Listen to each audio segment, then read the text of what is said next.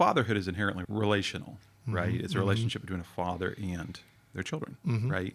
So there's a people centricity element. And I think for me, one of the things that's just transpired in my life over the last 42, almost 43 years now, is I started working in big corporate finance for 2 global banks. And just a transition for me of being focused on the numbers and defining success in life by the numbers and increasing net worth every month to a much more relational dynamic over the last decade and then probably even the last 5 years to the point where my hypothesis when I transform companies is, hey, finance is a cool lens to look at a business through. It can give us lots of insights. It's like a treasure map in certain places, but you're never going to make your business look better by focusing on accounting and finance. You're going to do it primarily through people and then strategy planning and execution. Okay. So whether it's that or whether it's just talking about, I think maybe... You asked me, like, what's your goal? And the goal is to help these dads. For my business, I'm trying to attract potential credit investors into my multifamily deals. But that's not, hey, let's talk about how Kenny can help you. Which is still what, a million net worth, excluding primary residence, or last 2 years at 250, or is that changed? Yeah, no, I think I've heard 250. At one point, I heard 200. Last 2 years, 200. We're still in the ballpark. Yeah. I think I resonate in a similar way with my own practice. You have demographics and firmographics, you have psychographics, but really the psychographic profile of a great partner and a great client is somebody who's very purpose-driven. Exactly. So where does purpose come from? For me, I define it as coming from typically 1 of 3 places. A faith orientation. I've done a lot of personal development, like Tony Robbins, or I read all these sorts of books. Or thirdly, I've just gone through a lot of therapy and counseling in my life. And my own story is all 3. But typically what that produces, the reason why I think those produce purpose, is it makes people really think deeply about their future and where they're headed. It makes them think very deeply about themselves and who they are and how they relate to other people. And so then coming back to how do you transform companies is about people. What's my belief about the purpose of the business? It's to positively impact the lives of people. But you find some leaders in business, clients, they don't believe that. Not interested in working with them. Yeah. But then you find other people and they're like, oh yeah, I really believe that. Yeah. That's the way that I see the world. I'm here to bless my customers, bless my employees. And of course I want to make a great living at the same time. Yes. So it's a byproduct. It's not the first thing. Sorry, I riffed there for a little bit. No, we were talking about the purpose-driven and the Christian focus. Yeah, it's good. Yeah. No, this is really good. Jed, are we good? Well, yeah, we're all good, man. Are you recording? I'm okay. treating it like we're going. So. Okay, cool. Okay, so we'll just, he's going to splice this in. He's going to get my Zion National advertisement right here. Oh, advertising for Zion National Park? Yeah, baby. You guys hikers? What a great partnership. Yeah, I went there. I loved it. Okay. What was it? Angel's Landing. All the YouTubers want to make you think that you're going to kill yourself. Yeah. If you're a real hiker, you won't. If you're a tourist in flip-flops, you probably will. Okay, got it. Yeah. Good enough. No, seriously, I go to a lot of these national parks, and yeah, it's just people out there on all these crazy hikes, literally wearing a pair of those thong flip-flops. And you're like, what are you doing? What are you doing? So Cash. Calms you down because you're like, I was scared, and then there's this little Japanese girl in Hello Kitty flip-flops. I didn't want to say it, but it is typically the Asians very often. And that sounds like, you got your hiking boots on. Oh. You'll be fine. Yeah, and I think you shot me a question. There was some sort of why question, like why am I doing what I'm doing, even from a business point of view. And at least for me, I really see entrepreneurship as the vehicle for change in society. I know we're in political season. I'm not going to get into that crap, but that's not my calling. I'm not here to create legislation. I'm not here to all that good sort of stuff. I really see the big opportunity we have as entrepreneurs is just changing lives through our employees, through the way we relate with customers, through the impact we can make in society. Cool. So Micah Brandenburg, thank you for being with us today, buddy. We're back in Jared's garage. I've had one interview here, and it was excellent. How are you doing today? I'm doing great. It's good to be with you, Kenny. We're going to be talking fatherhood, like I had mentioned earlier. Man, I did not realize the amount of things that you were involved in, but just in the 15 minutes we've been talking before here, love hearing your heart and passion and just mindset of what you've done in the business world, fatherhood world, entrepreneur world, all the good stuff. Cool. Thank you. Let me start with the question of what are some things that you're working on right now? How's business going? Yeah. So high level thing is what's going on? How's business going? I'll go even deeper to start with. How about that? Okay. And I'll talk about 3 values that I'm really trying to orient my life around. Okay. And obviously that comes out in the business. It comes out in fatherhood. Hopefully comes out my whole life. And those are freedom, transformation, and connection. And so I took the time several years back to really think about what do I want to orient my life around? What do I want to have a North Star, so to speak? What were the guardrails of my life? And I really found freedom was a theme, which to me, I define that as I'm a finance guy, come from a finance background. It's not about having major net worth. What freedom is about, the way I define it and think about it, is having the autonomy to wake up each day and do exactly what you believe you've been created here on this earth to do. So transformation for me is this piece of the pie. I'll weave in this stat. I do work with privately held companies to help them transition 3 to 7 years out. And so a lot of times in that sort of business, we think about the destination. We think about the exit. We're like, oh, I'm going to net 10 million, 20 million, 50 million from the sale of my company. What my belief is so far in life at 42 is that destinations are largely unfulfilling. And so they're cool. You have a party for 15 minutes and then 2 weeks later, you're like, what now? How do I drive meaning and purpose? And so for me, what transformation is about it's about architecting the habits of my average day. I stole this from a founder I used to work with that we scaled a company together. Architecting the habits of my average day to bring joy and meaning. And also because it's the compounding, almost like we talk about compounding interest in finance. It's going to be the compounding of all those habits for the next week and 50 weeks and 1,000 weeks that are going to transform us in terms of who we are and what we love. And there's the third thing I'm really after in my life, or trying to orient and live my life around values-wise, is just connection. And I think it's really easy, again, coming from the background I came from in the world of finance, is to measure success by a growing net worth every month. And I did that. I actually did that for a large portion of my life. And then I had a reorientation in my life many years ago where I was like, that's not what success is about. And what success is really about is being in connection, being known by other people and knowing other people. So specifically as a man, having other men in my life, not a ton, but probably 2, 3, or 4 that I'm really seeking to develop great friendships with. And of course, deep connection with my wife, connection with my children, with my family, that's all part of that. So those are 3 values. No, that's a great overview. It gives me a lot of insights into your goals and where you're from, what you're thinking. Yeah. I am curious, the shift. You said a couple years ago, you're 42 now. Sure. I feel like I went through a little bit of when I turned 30, there was this moment of, what were your last 10 years?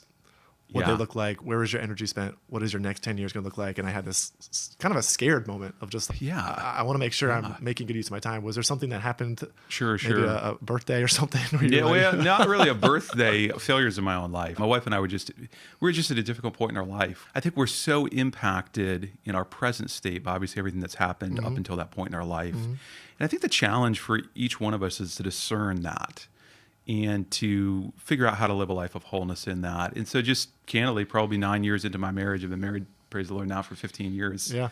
My wife and I went to Italy, celebrate our 15 years this year. Congratulations. But probably around year 9, we had a lot of disconnection in our marriage. And that, in going through that process and ultimately that transformation in our marriage, really was the catalyst. And I guess to put a fine point on it, it was like, I think I had a lot of pride in my life up until that point in time. I had always been successful at everything I had ever done to a certain degree. I grew up in a family of musicians, and I put my hand to that. And then formal education, I put my hand to that. And then early in my career, working for 2 global banks, I put my hand to that. Yes. And so you can have this sense of accomplishment in your life and a lot of pride just from what you've done. Right. And I think that was really one of the first times in my life, honestly, going back 6, 7 years ago now, where I was like, crap, I've failed. I'm not the best at everything. Right. And that really became that awareness in that moment. That started the catalyst of, man, what is life really about then? And that really started this orientation around connection with people in particular. No, I love that. I would consider myself very relational. I think I took one of those Clifton Strengths Finders, discs, and something. I was the Yeah. nurturer. I was the one who wanted to make sure everyone was okay. Yeah. Not the pioneer, not the creative. That's my wife, Elise. Okay. Yes. I would maybe add one more sort of curiosity question. Sure. You've done all these things, the music, businesses, finances. You've told us what your values are, connection being one of them. We're all wired differently.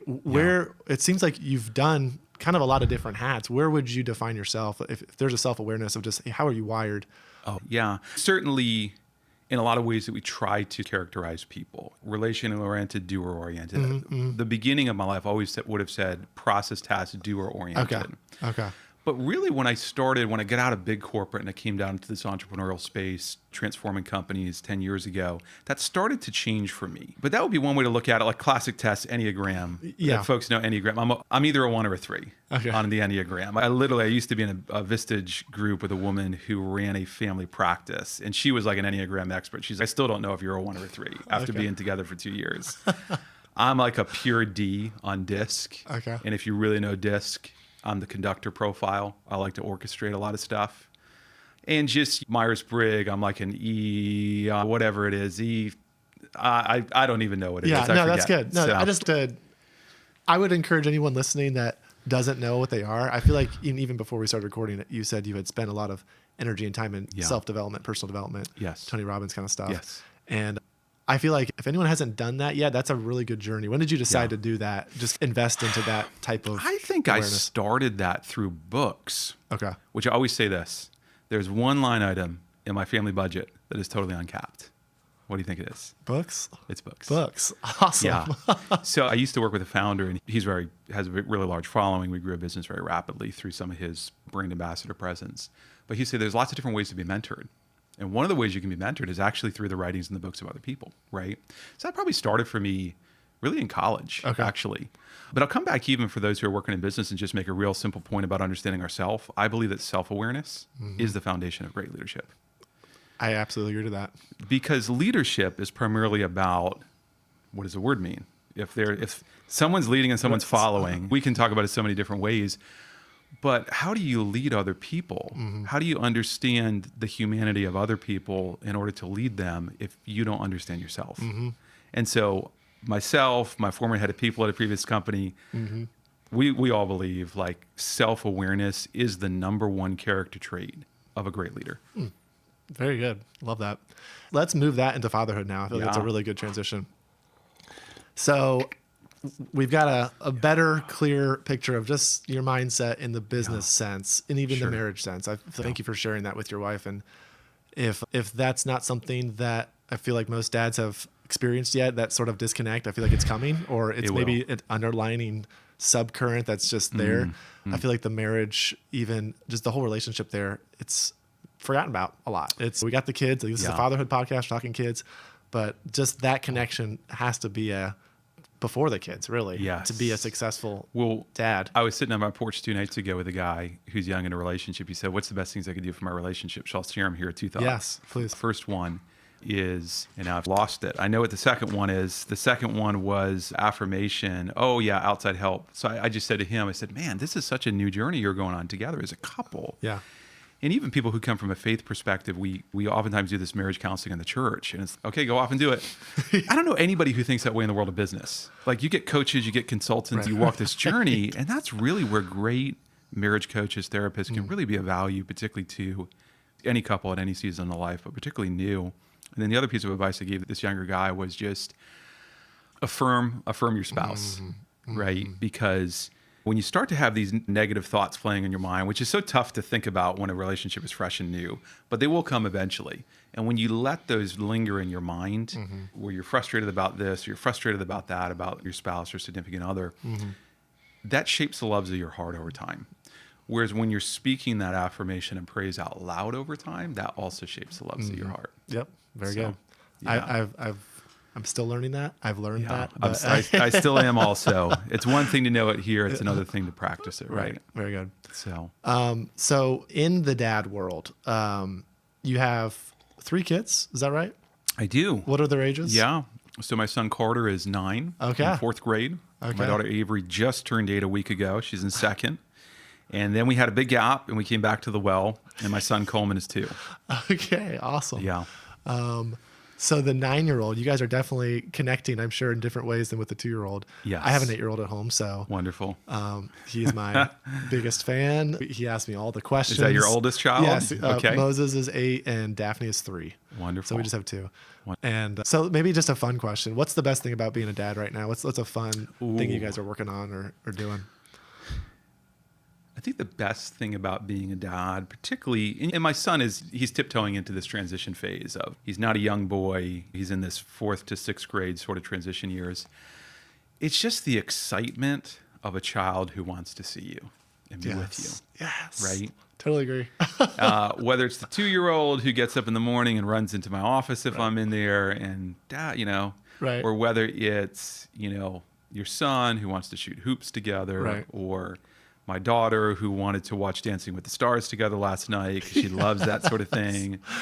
But she wants to watch it with you. Oh, yeah. Right. That's important. Yeah. It's not just Yeah. everyone's watching it. Hey, let's watch this together. So that is a real joy. Yeah. Right. And again, that just comes back to the connection, right? Yeah. It's like another human being just wants to be with you and wants to spend time together. Yeah. No, that's Right. great. My son is really into Mega Man. It's a video game.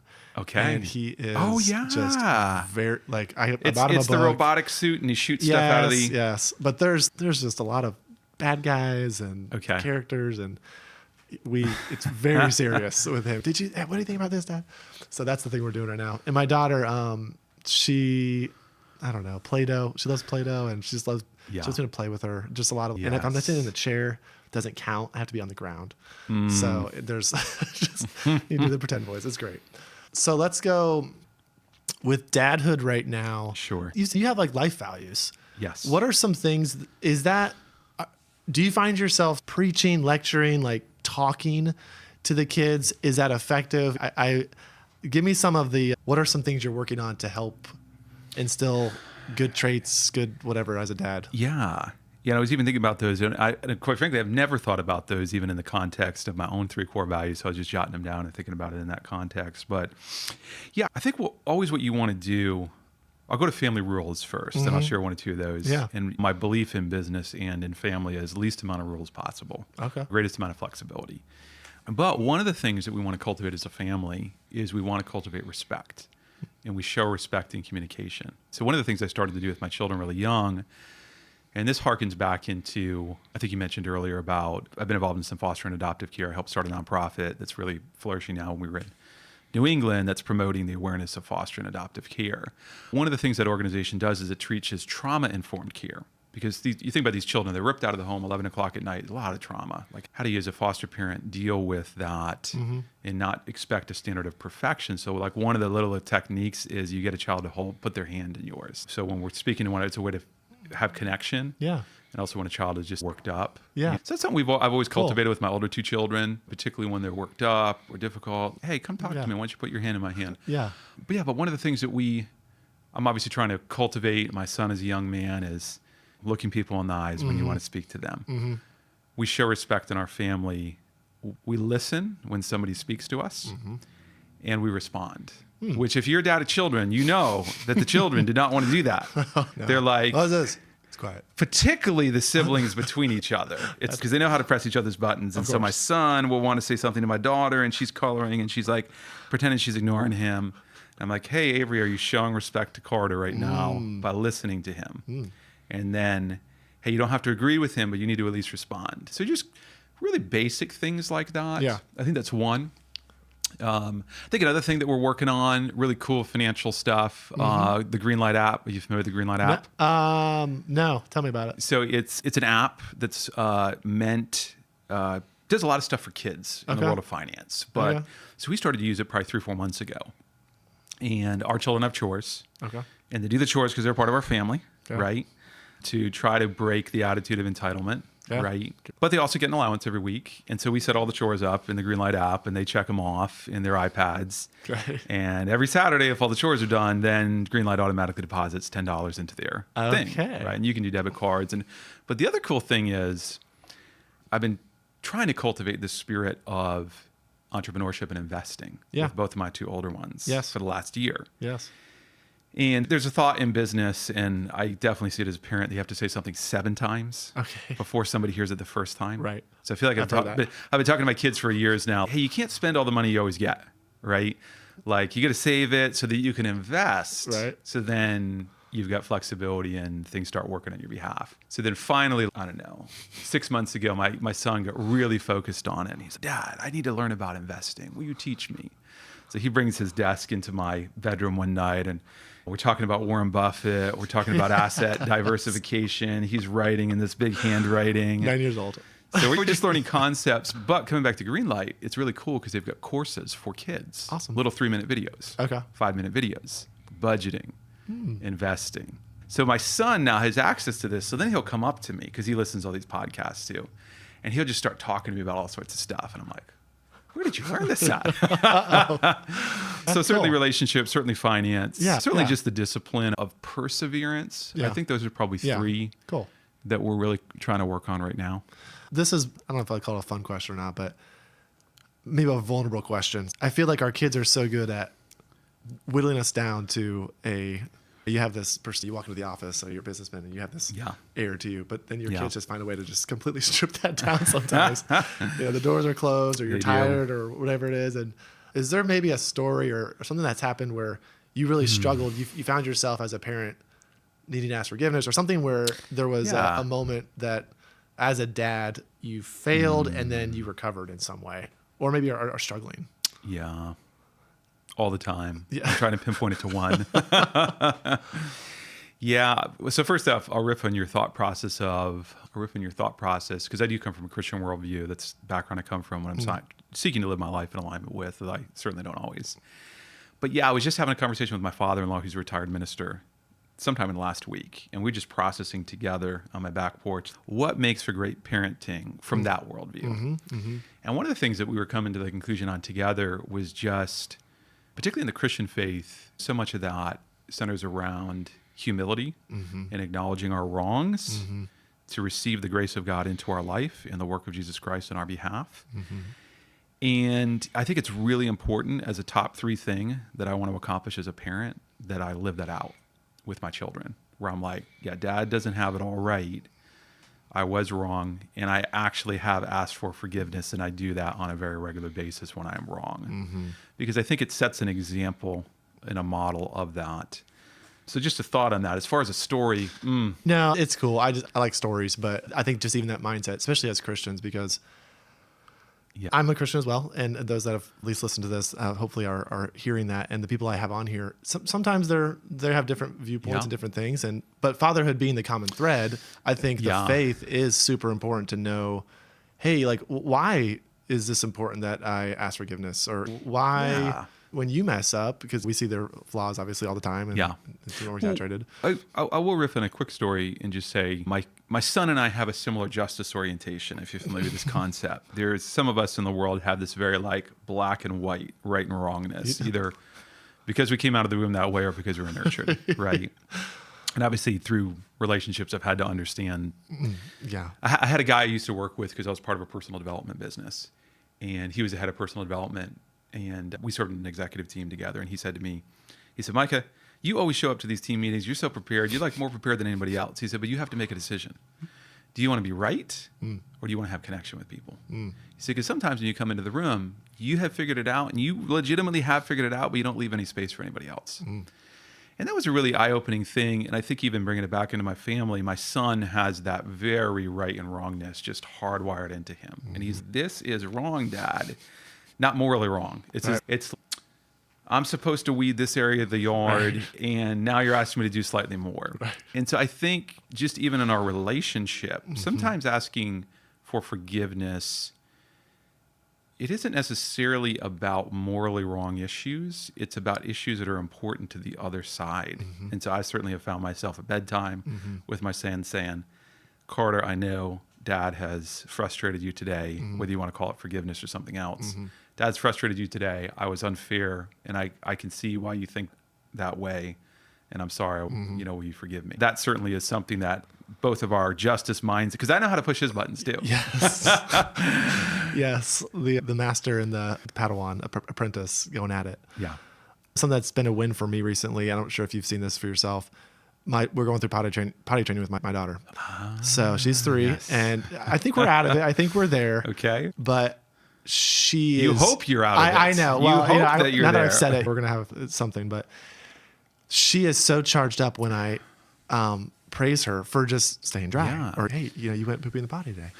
So have you seen those affirmations? We talked about affirmations with our wives, but like those like positive reinforcements being effective in, I don't know if your kids are doing sports or anything like that, but that was Yes. the aha moment for me recently. Yes, I is have. focusing on those. So again, predispositions, nature, nurture, I don't know. My son very frequently comes to my wife and I and will present an idea or even work. It could be a sketch of a Pokemon character. Yes. And he wants to know if it's good. Yes. Like he's seeking that feedback. Yes. So I certainly see it in that context. I think your question is a little bit different. And I will absolutely, I would say there's certain things with my daughter who has a very creative, intuitive, creative personality. Mm-hmm. Like as an example, both of my older 2 take piano. Mm-hmm. My son, he loves, it's like a game, learning the music on the page. Yeah. Daughter hates it. But what she loves to do, she loves to sit at the piano and make stuff up. Okay. She loves to draw, like as an original creative concept. Yeah. And I would say I've seen that and we've affirmed that for many years over and over. And I say she has leaned into that. Yeah. Creativity, not necessarily doing what's on the page here, but just Correct. making something up. Whether it's That's really cool. crafts, whether it's singing, whether Yeah. it's making up music. And I do think that's a strength, right? That's something that she's been gifted with. Mm-hmm. And so I want to see her cultivate that in her life. Cool. So I would definitely agree with that. Even with my wife recently. So my wife has recently just come into the business working with me about 45 days ago as our partnerships manager Okay. with high net worth wealth advisors around the country, which are a Awesome. source of business. Awesome. And that's been really cool because she used to do national sales for a fintech, selling to bank presidents. And so she's been out of that for a number of years, but now coming back to that, I'm like, we've been doing calls recently. I'm like, Elise, you are freaking killing it. Yes. I'm like, this is amazing. That's great. And that just in our relationship, Yes. even in the last 4 to 6 weeks, I can tell it's really meaningful to her. That's awesome. So- that's a new connection. Yeah. Love it. Yeah. Okay. I want to probably go in maybe some random directions here, but Go for it. One thing I didn't ask about, which I feel like is really helpful, and this doesn't have to be a long answer, but your dad, the way you were brought up, I feel like that question Yeah. always helps me understand, Sure. obviously, what you've carried on. Yeah. Could you give me, like I said, just a high level, what was it like growing up in your household, Yeah. and maybe some things that you're doing differently or have 100%. decided to keep? Sure. Yeah, I think, so first off, I think that's a great question because I think there's this tension oftentimes of, is our past deterministic or can our past just be illuminating, but it doesn't determine our future? And I agree in the second point, right? Okay. So our future is not dictated by the past. But if we don't spend the time studying the past, we'll probably just continue to make the same mistakes, right? So I think it's a great question. Yeah, my dad grew up, so I grew up in Providence, Rhode Island, up in a little state, which is amazing. Okay. We could talk about it for hours. People who know me, I have a phrase, all roads lead to Rhode Island, Okay. including with a new client that I just brought on board who is directly related to the founder of Rhode Island, Roger Williams. Okay. But that's a story for another day. I studied Rhode Island. That was my state I chose back Yeah. in third grade, I think it was. So Yeah. I was trying to figure out the name before you said it, but yes. Yeah. Okay. Continue on. But crazy stuff. But yeah, we were riffing on dad. And so my dad grew up in Appalachia region of Kentucky and then migrated to Dayton, Ohio. And not to go too deep into politics, but the VP candidate, J.D. Vance, who wrote his Hillbilly Elegy. Have you ever read the book? Okay, so I read it whenever Trump became president 8 years ago. Fascinating book, but that is exactly the story of my dad's family. Okay. Grew up in Appalachia, Kentucky, migrated to Dayton, Ohio. It's the same story of J.D. Vance's family. So that's Okay. why I reference it. And then my dad went into the Navy, ended up in Rhode Island through that. There used to be a Navy base there. But he had a really difficult childhood, and honestly doesn't really speak a lot about it. A father who left the home during high school, and I think some alcoholism and stuff like that. And so I think my dad really coming into the way that he parented us was really making a step forward in so many different ways. And I think the challenge when you're a young child, of course, is when you're a young man and you haven't fathered yet, you just see all the wrongs and you don't see the rights. And then when you become a man and if you're blessed with a family, you're like, oh, okay, yeah, Dad, thank you. Yes. There was some good stuff that you really did. So I think some of the great things that come from the heritage that I came from was certainly a heritage of faith. My dad was not an expressive man who talked about his faith or prayed with us, but there was a commitment. We grew up going to a Baptist church and just a commitment to be at the church. And I think that was a means of God's grace in my life and relationships. I think just a strong, again, everything you look at, there's a positive and a negative side, but just a strong, my dad was a man's man. He had a service-oriented business, audio, video, rebuilt the old house we were in, worked on the cars. So I think there was a lot of discipline and focus that was instilled, but also certain wisdom. I can remember being on a roof with my dad. Crazy story. So this was like 1980s, 1990s, putting up antennas and those big 12-foot satellite dishes, and my brother would dig trenches. So I have a very blue-collar upbringing in contrast to what I do now. I can remember being on a roof with my dad in a windstorm, sitting, straddling atop, this is etched in my mind, straddling the top of the ridgepole. We went to this lady's house to put up an antenna. And she was like, wow, what is my TV actually going to look better with that? I'd really like to know before I commit to doing this. And so my dad's got me sitting up on top of this thing with this big antenna on this 6-foot mast. And I'm literally got it on the ridgepole. And I'm like, am I going to fall off this roof? But I remember my dad, my dad, as every dad does, has all these famous sayings. He's like, don't get paid for what you do. Get paid for what you know. That was one of my dad's things. Okay. Or I'd work with him and he'd be like, look, if you don't want to do this, you need to go to college. Which, of course, the world's changed in our opinion about college right now. We're in an inflection moment. But yeah, just certainly a lot of great things around like discipline, hard work, commitment. I think those are really there. So I think that's the really positive things about the way that I grew up. But yeah, what are things that are different? Yeah. Things are maybe changing. Yeah, things that I'm changing. Yeah, what are things that are changing? I think just more of a relational connection with my own children. Yeah, you mentioned not as talking. And just knowing them and wanting to be with them and wanting to spend time with them. And also just being really intentional, about wanting to almost coach them, to see them flourish in the fullness of how God has made them to be physically, mentally, emotionally, spiritually. Yeah. And so we're starting to get into that. Cool. It starts young and then it progresses throughout life. And yeah. You mentioned some dad sayings. Do you have any dad sayings that you're known for right now in your house? I have Yeah. Sometimes you don't know in your own voice. If my son was here, my wife was here. Oh, yeah. I got to think about this for a quick second. What would it be? I love to do some dad jokes on my son. And so, yeah, he's starting to learn Latin because he started to go to a classical school. Okay. So I had to go to a Latin immersion course. And so we joke around about Latin words. Okay. This is going to also probably feel left field a little bit. You mentioned the adoptive foster. Yeah. I'd love to just hear, to even help give our audience some awareness of this, because we haven't dove super deep into this, but we've had some sort of surfacey conversations, my wife and I. Any people in the church may encourage stuff and have these classes. What could you speak into? What got you into that, and what are you doing in that space right now? Yeah. Great question. Excuse me. So what got me into it? And to be super clear, me and my wife have never fostered or adopted. But what kept me into it was so my wife and I lived in Providence, Rhode Island. We got married here in Greenville, South Carolina, 2009. Okay. A year into our marriage, almost to the day, we moved to Providence, Rhode Island. Okay. And we lived there for about 4 years, loved it. Young couple, we lived downtown. We went to a church downtown. She worked at a fintech startup. Everything was super, super close. But one of the great friends that we made through the church that we went to at that time, Jonathan Reed, who is one of my close friends to this day, he and his wife, they're probably 10 years older than us, probably 50, early 50s. They never had biologically been able to have children. And so when we met them, we moved up there. At that point, they had moved to Rhode Island from Connecticut, and they had one son who they had adopted, but had adopted through foster care, right? So I think in a lot of my relationships prior to that point, super cool.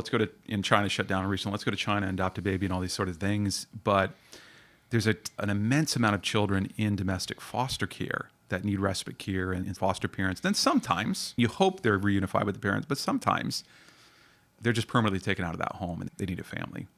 So I'm rambling here, but a good friend of mine now has adopted 6 children out of foster care. Wow.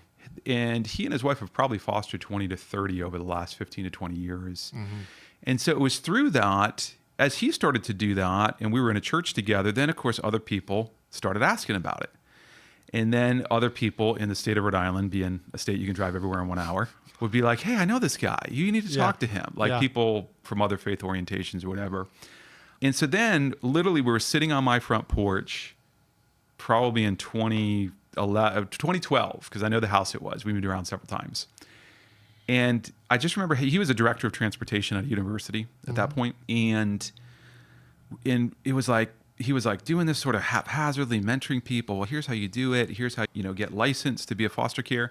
And I was just like, man, this really feels like the passion of your heart. Like, why not do this full time? And he was like, oh, I'm not sure I could do that, or I'm not sure if I'm qualified, or could we really raise the money? Yeah. And the viewpoint I've always had, because I've served on nonprofit boards, is the only cap on fundraising is the compellingness of the mission, vision, and values, showing results, and actually connecting with the right donors who are really interested in that. Like, we live in the richest country in the world. The purses are wide open as long it's a communications and a messaging and a results issue. It's not anything else for a nonprofit. Yeah. And so that was the foundation of, we started the board. It was a side thing. Then it became a full-time thing. Now it's got a staff of 5 or 6. All 6 of his children were at my house 2 months ago on their way to Florida, out in the boat. And just, that's awesome. It really started through friendship. And what I'm really great at, one of the things I'm great at in my career professionally, is coming alongside people, whether it's professionally or personally. And one of my life mantras is clarity plus action equals purposeful movement. And the issue sometimes with clarity is there's too many options. And so a lot of the way you get to clarity is to take options off the table. And so I love to walk the journey with presidents, CEOs, founders, what I do in my business, and help them get to that. And love to help folks like my friend Jonathan and his organization, Fostering Hope of New England. Awesome. Sort of get off the ground there. So long-winded answer, but no, that's the passion. So he's doing that full time, and he is, and they've got a team of 5, and, that's and awesome. The model has changed, and a lot of what they're doing now is working through churches and faith communities across New England. That's really cool. Which, by the way, is not unique in the South. That is very unique in the Northeast. Okay. Where evangelical Christianity is almost non-existent. Okay. Right? It's mostly, And they're teaching these churches trauma-informed care. They're partnering with their local DCYF offices through the church communities. They've got a concept where they come into a church community and say, hey, if Kenny and his wife want to foster a child, it's not just about them. It's a wraparound situation around them where we need to equip and empower all these other families so that Kenny and his wife can be successful in how they do foster care. Cool. And it's a very sustainable model. Cool. Thank you for, that's awesome. It's neat how you're using your gifts. Obviously there's a friendship there, like you said, started Yes. there, but it really impacted not just your friend, but so many people. Yeah, 100%. And just helping that. That's really cool. It's been a pleasure to do it. How multifamily real estate investing created autonomy and independence. You talked about music and like working with your dad on the roof. There's things that you were earlier on in your career. Yes. And where you are now is helping successful CEOs and other people exit their transition out of their business. Yeah. So 100%. maybe in that middle range, I'm into real estate. So that's my thing. Love real estate. Want to help people get into real estate. Passive investing is the buzzword. How do you find it? Is it truly passive? Yes. I've been doing single family home flips and rentals, transitioning out of that because I hate renovations and realizing working with other investors is my thrive zone in regards to, hey, you're busy doing your thing. Let's allow you to get into this without having to be the landlord or do all this massive due diligence. So that being me and my, target audience of who I'm trying to help. Yeah. How has multifamily or whatever real estate affected you? And maybe what advice could you give to maybe potential investors out there? Yeah, I'll just share a story of the impact it's had, and then what are my thoughts on how folks can get started today. So we were the recipients of the Malcolm Gladwell outliers concept. Okay. If you've ever read the book, he's like, people who are successful, it's not about them. They just happen to show up on the scene at the right time in the right place. Yes. Right? It's like all the famous... Bill Gates, Correct. They were born in Silicon Valley at the right year with access to the things. Or all the great hockey players are all born in the same month because they're physically the biggest in their cohort. And then they always get the attention and they get developed, and that's why they become great hockey players. So the way I transitioned that for me and for my wife is we moved from the Southeast in May of 2010 to Providence, Rhode Island in May of 2010 for career and also some missional purposes with a startup church. What was going on at that time was we were coming out of the credit crisis. And so the housing stock in the Northeast and older cities like Boston, New York City, Philadelphia, Providence, Rhode Island is heavily skewed towards multifamily housing, which if a listener doesn't know what that is, that's one roof, multiple dwelling units under it, multiple apartments. Got it.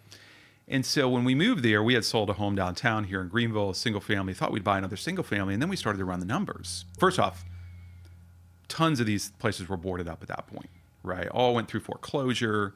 Prices had taken such a big dip, literally were a third of what they were back in 2007, right? So a house that would sell for $375 as a 3-family, I bought one for $129,000. You know what I mean? Like a third, okay?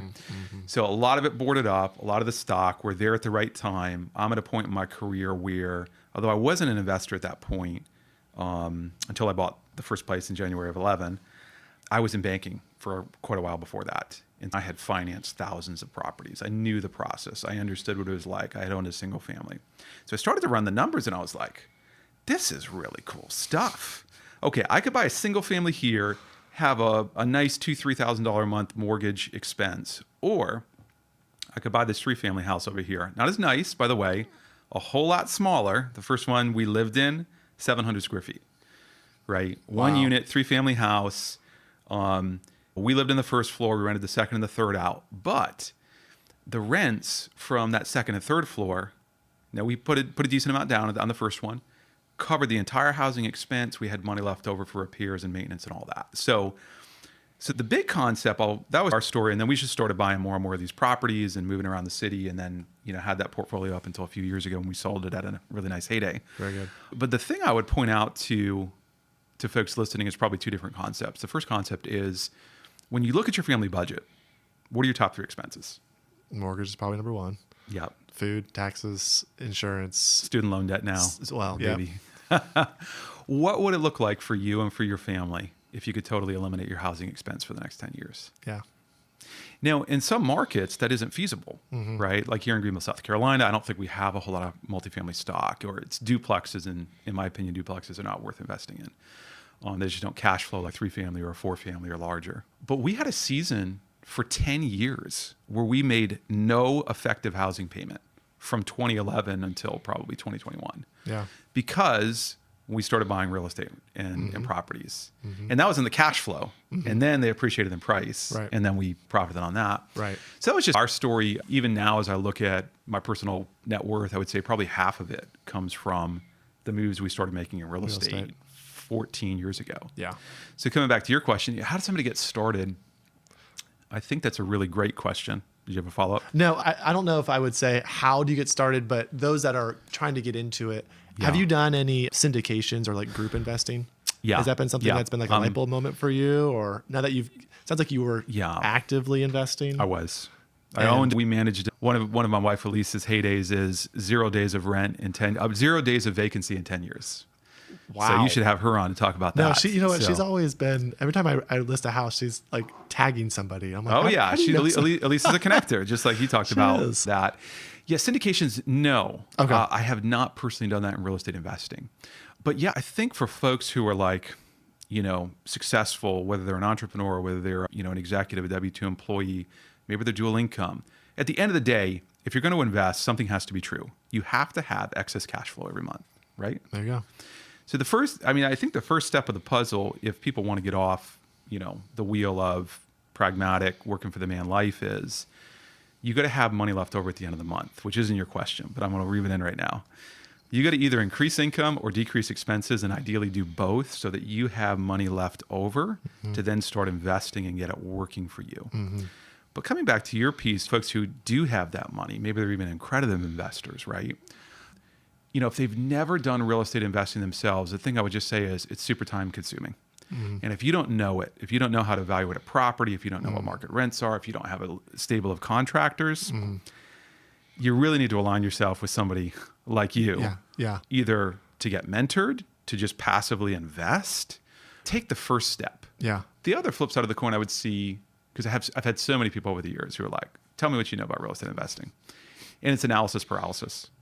And I would just say, sometimes you learn by asking all these questions, and sometimes you just learn through doing. And as long as it's not going to be too devastating to fail, sometimes you just got to learn through the doing.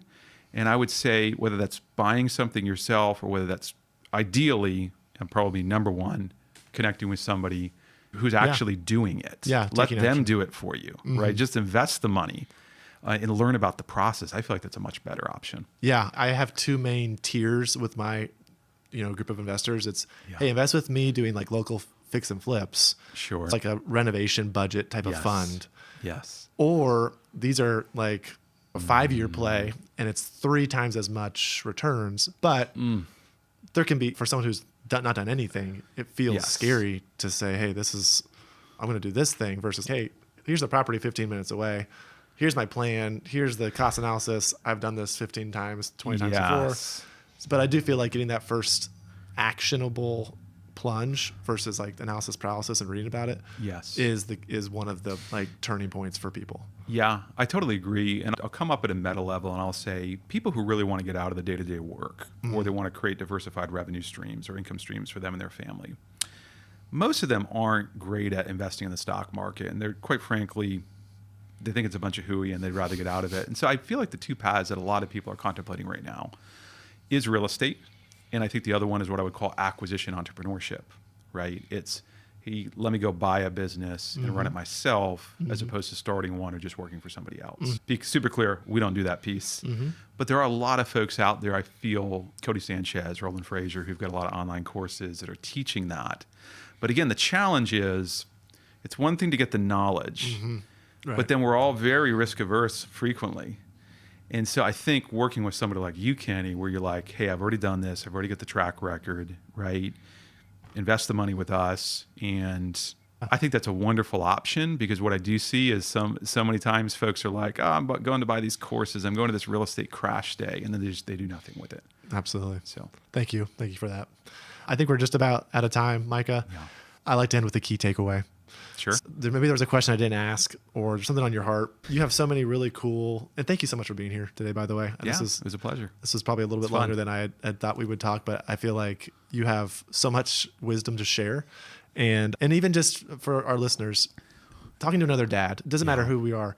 The dadhood card is something that I feel like we can all quickly resonate with. Yes. So just knowing you're in the trenches with your kids, you're raising your family, you're trying to love your wife, or you're loving your wife, you're doing all those things. Thank you for that and for just sitting here and sharing all those stories with us. Key takeaway for our audience today, something we could leave us with to think about maybe this for the rest of the week.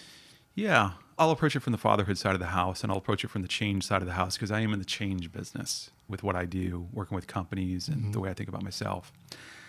How do you go from here to here? Anything in life.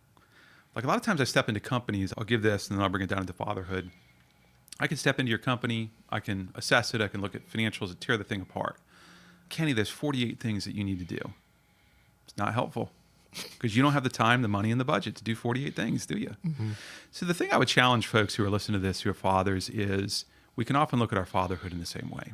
We're like, man, I want to be like this guy I see online or this other guy I go to church with or this guy.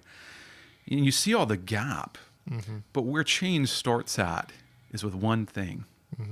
And there is an incredible power in just picking one thing and sticking with it for a really long period of time. And so the takeaway I'd probably leave with folks is just, what is the one thing in this moment, as somebody's listening to this in the car or in the office or whatever they're doing, what is the one thing that's been on your heart and mind as a father that you want to do to be a better father, right?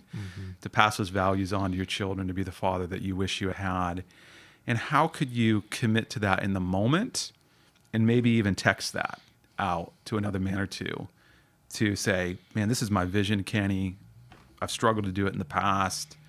Would you ask me about this in a week and just see how I'm doing on this? And I think that is truly where change begins. That's very powerful. Thank you for sharing that, Micah. Thanks for being with us today. For the other dads out there, thank you for being a dad. And Micah, have a good rest of the day, buddy. Thanks, Kenny. Good to be with you.